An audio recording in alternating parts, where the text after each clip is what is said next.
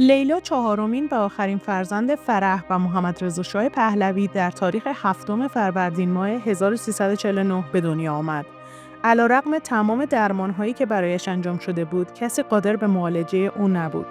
برادرش علیرضا که رابطه نزدیکی با وی داشت، به او گفت: لیلا، اگر به خوردن این داروها ادامه بدی خواهی مرد. لیلا مدتی قبل از مرگش به پزشک معالجش گفته بود که نمی‌خواهد با هیچ کسی جز پدر و برادرش رضا صحبت کند. که پزشک معالجش به او گفته بود پدرت مدت هاست که بین ما نیست و از دنیا رفته. ممنون میشم تا انتهای این ویدیو که جزئیاتی در مورد خودکشی لیلاست و از زبان مادرش شهبانو فرح بیان شده ما را همراهی کنید.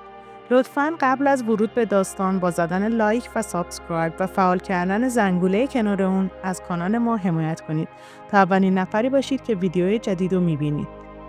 لیلا در روز 20 خرداد ماه سال 1380 در هتلی در لندن برای همیشه من و خانواده‌اش را ترک کرد. مرگ او باری دیگر غمی بی‌انتها و تسلی ناپذیر برای من به وجود آورد. لیلا به تازگی تولد 31 سالگیش را جشن گرفته بود. متاسفانه لیلا دچار افسردگی شده بود. وقتی که متوجه بیماری او شدم، ملاقاتی با یک استاد ایرانی ترتیب دادم که با او صحبت کند و با کلمات مناسب بتواند لیلا را از افسردگی دور کند. او در دوران تبعید سالهای سختی را گذرانده بود. سالهای سوگ و فروپاشی زندگی کودکی‌اش. لیلا احساس خستگی مزمن داشت و از آغاز سال تحصیلی در دانشگاه خستگی‌های مزمن او شروع شد و او غالباً دچار سردردهای مزمن می‌شد و قادر نبود کارهای دانشگاهی خود را دنبال کند. من با پزشکان مشورت کردم و با همکاری استادان توانستم بار تحصیلی او را کم کنم، ولی هیچ یک از این اقدامات تأثیری نداشت. لیلا دانشگاه را دوست نداشت و چون به شعر و ادبیات و موسیقی علاقه‌مند بود، سعی می‌کردم او را تشویق کنم که به دنبال رشته‌های هنری برود. او یک بار سعی کرد یک فیلم کارتون بر اساس داستان‌های فردوسی که بسیار به آن علاقه‌مند بود بسازد، اما این کار هم برای او سخت بود. او راه خود را پیدا نمی‌کرد و مدام از دردی که از درون او را آزار می‌داد رنج می‌برد و شکایت می‌کرد. من متوجه بودم که لیلای من از درون رنج می‌برد و سعی می‌کردم کمکش کنم. در واقع لیلا با دردی که هیچ دکتری قادر به تشخیص آن نبود مبارزه می‌کرد و برای من درد و رنج لیلا غیر قابل تحمل بود. همه دردهای لیلا حاصل دوران کودکیش بود که بار آن دوران را به دوش می‌کشید و من به این مشکلات آگاه بودم. ولی لیلا تحمل شنیدن حقیقت را نداشت و نمی‌توانست بپذیرد که افسردگی دارد. شایعات و آنچه درباره سلطنت پدرش محمدرضا شاه می‌نوشتند، روح او را جریحه دار می‌کرد. او به ایران عشق می‌ورزید، عشقی یگانه که در قلبش با مهر به پدرش درآمیخته شده بود. و این موضوع باعث می‌شد که به صحبت‌هایی که در مورد سلطنت پادشاه می‌گفتند پاسخ دهد. مخاطبینش معمولاً افراد مسن‌تر بودند که با تلخی و خشونت با او بحث می‌کردند. این بحث‌ها و جدل‌ها او را برافروخته می‌کرد و باعث خستگی شدیدش می‌شد. لیلا دختری نظربلند و پرشور بود و نسبت به دوستانش از خودگذشتگی نشان می‌داد. برای همین دوستانش برای تسلی خاطر پیش او می‌آمدند و در موقع سختی از او کمک می‌خواستند. لیلا همیشه برای دیدن من، خواهرش، برادرانش و اطرافیانش با گل و هدایا می‌رفت. او آزمایش‌های زیادی انجام داد و با پزشکان متعددی مشورت کرد، ولی علیرغم آن دردها و خستگی‌هایش ادامه داشتند و به توصیه چند تا از دوستان و آشنایانش شروع به خوردن داروهای مسکن و خواب‌آور کرد و به خوبی می‌دانست که این داروها زیان دارند، اما چاره‌ای نداشت و به خوردن آن داروها ادامه می‌داد. هر روز با علم اینکه می‌دانست با زندگی خود بازی می‌کند، داروها را بیشتر مصرف می‌کرد. من و اطرافیان لیلا که به ضرر و زیان این داروها واقف بودیم به او گوشزد می‌کردیم. حتی برادرش علیرضا که با او بسیار صمیمی بود، با خشونت توأم با دلسوزی می‌گفت: ببین لیلا، اگر به این کار ادامه بدهی خواهی مرد. علیرضا هم مثل من و اطرافیان می‌خواست راهی پیدا کند تا او را از این جهنم بیرون بیاورد. ولی لیلا در جواب به علیرضا می‌گفت: من زندگی را دوست دارم و نمی‌خواهم بمیرم. همه این داروهای مسکن به لیلا کمک می‌کرد تا چند ساعتی این بیماری را که از درون او را فرسوده می‌کرد فراموش کند.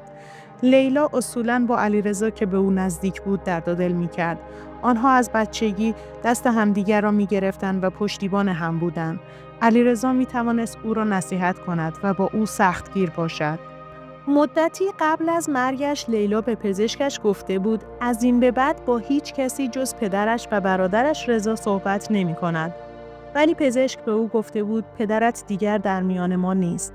من هم صحبتی که لیلا با پزشک خود کرده بود را برای رضا تعریف کردم و از آن موقع به بعد رضا تمام عشق و علاقه خود را به لیلا نمایان می کرد و به او اطمینان می داد که به زودی سلامتی خود را به دست خواهد آورد.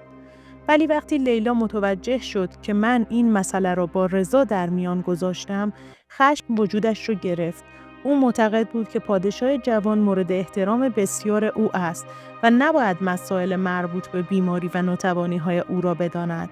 من در روزهای قبل از خودکشی لیلا در آمریکا بودم و لیلا و دوستش دوشیزه گلرخ در پاریس زندگی می‌کردند. لیلا روزهای آخر با من تماس گرفت و گفت می‌خواهم به لندن بروم و دیگر تحمل اینکه دائما کسی دنبالم باشد را ندارم. و لیلا رفت به هتلی در لندن.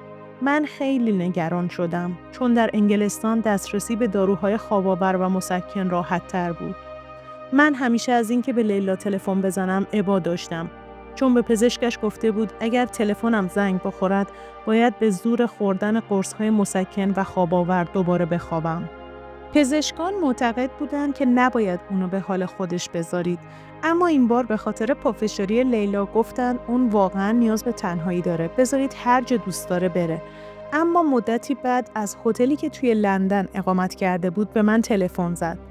حالش خیلی بد بود، خودشو فرسوده میدید و درد زیادی داشت. پزشک معالجش به من توصیه کرده بود که زیاد بهش تلفن نکنم. چون لیلا بهش گفته بود از اینکه مدام تحت نظر خسته شده. ولی این بار اون بود که به من زنگ زد و با هم صحبت کردیم. سعی کردم دردشو تسکین بدم. روز پنجشنبه بود که بهش گفتم لیلا من میام پیشت. یک شنبه توی لندن هستم و با هم به پاریس برمیگردیم. میخوای فعلا یکی از دوستات به دیدنت بیاد؟ اسم چند نفرم به امید اینکه یکی از اونا رو بپذیره گفتم. اما چون توی این چند ماه اخیر خیلی لاغر شده بود نمیخواست کسی اون رو توی این وضعیت ببینه. با این وجود بلافاصله بعد از آنکه تلفنم با لیلا تمام شد با خانم محسنی که یکی از دوستای ما بود و به لیلا خیلی علاقه داشت تماس گرفتم و ازش خواستم که مراقب لیلا باشه. قرار ما هم این شد که از تماس من با لیلا حرفی نزنه. روز جمعه خانم محسنی واسه احوالپرسی به لیلا تلفن کرده بود و لیلا هم پذیرفته بود که همون روز به دیدنش بیاد. اما یکم بعد نظرش عوض میکنه و بهش میگه بهتره که فردا بیاد. و همچنین اضافه کرده بود که لیلا گفته اگه با مادرم صحبت کردی بهش بگو که به من تلفن نکنه چون میخوام بخوابم. همیشه از این که منو بیدار میکنه عصبانیم. میگفت چون غرق خوابم حالا مجبورم واسه خوابیدن دوباره قرص مسکن مصرف کنم. روز یکشنبه به محض رسیدن به پاریس به دوستم توی لندن تلفن کردم اما اون هنوز موفق نشده بود که لیلا رو ببینه چون قرارشون رو به تعویق انداخته بودن و بعد هم تلفن‌های اونو جواب نمیداد. من که خیلی نگران شده بودم فوراً با پزشکی توی لندن که شمارش رو داشتم تماس گرفتم و ازش خواستم که به دیدن لیلا بره. ایشون هم در جواب به من گفتن که بعد از او فرصتی پیدا میکنه و واسه دیدن لیلا به هتل میره.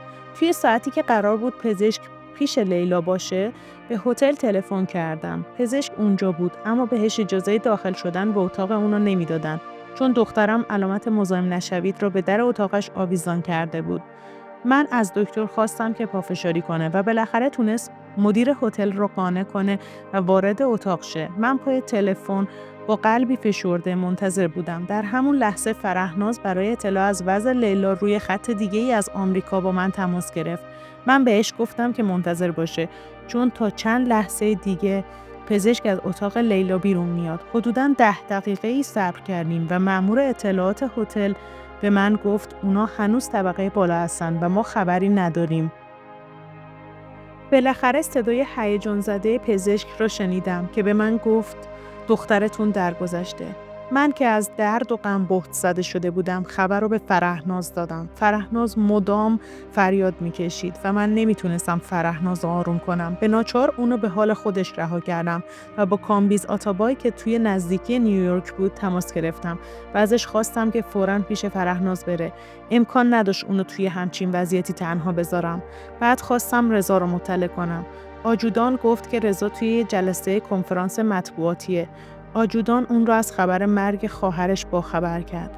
رضا خودداری نشون داد و فقط در پایان کنفرانسش با چهره‌ای غمزده به روزنامه‌نویسان گفت که همکنون خبر مرگ خواهرش لیلا را دریافت کرده.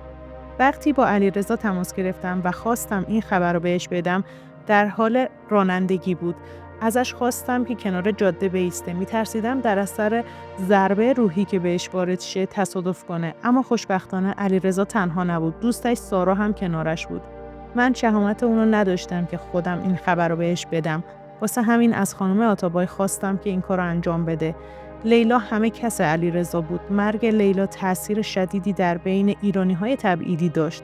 به من گفتن همین که خبر مرگ لیلا توی خیابونای تهران پخش شد، در همه شهرهایی که ایرانی‌های تبعیدی زندگی می‌کردن، مراسمی به پا شد. توی لس آنجلس هم که تعداد ایرانی‌ها خیلی زیاد بود، هزاران نفر جمع شدند و لیلا که همیشه از پراکنده شدن مردم ایران رنج می‌برد، با مرگ خودش پیوند تازه‌ای بین اونها ایجاد کرد. توی لندن هم عده زیادی از ایرانی‌ها کالبد لیلا را تا فرودگاه بدرقه کردند. خواستم که لیلا توی پاریس و در کنار مادرم به خاک سپرده بشه. چند روز بعد از این اتفاق هزاران نامه حاکی از غم و دلداری به دست من میرسید. هر روز آدم‌های ناشناسی سر خاک لیلا میرفتن و گل‌ها و نامه‌های محبت‌آمیز روی مزارش میذاشتن. داغ فرزند رو هیچ وقت نمیشه فراموش کرد و من از 20 خرداد 1380 تا به امروز در سوگ لیلای کوچکم به سر میبرم. منی که میتونستم با چند کلمه افسر سال خورده ای رو دلداری بدم. منی که قدرت داشتم به جوانای ایرانی توی تبعید امید بدم. نتونستم دختر خودم رو نجات بدم و این ناتوانی همه روزه منو عذاب میده و هر بامداد بهش فکر میکنم.